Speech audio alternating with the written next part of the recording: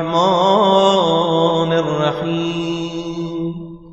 السلام عليك يا حجة الله في أرضه، السلام عليك يا عين الله في خلقه، السلام عليك يا نور الله الذي يهتدي به المهتدون ويفرج به عن المؤمنين. السلام عليك أيها المهذب الخائف، السلام عليك أيها الولي الناصح، السلام عليك يا سفينة النجاة، السلام عليك يا عين الحياة، السلام عليك صلى الله عليك وعلى آل بيتك الطيبين الطاهرين. السلام عليك عجل الله لك ما بعدك من النصر وظهور الأمن.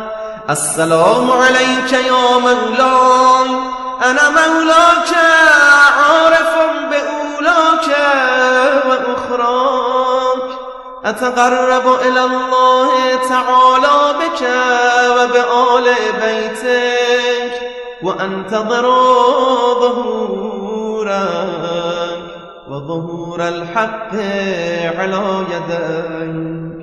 وأسأل الله أن يصلي على محمد وآل محمد، وأن يجعلني من المنتظرين لك والتابعين والناصرين لك على أعدائك والمستشهدين بين يديك في جملة أوليائك.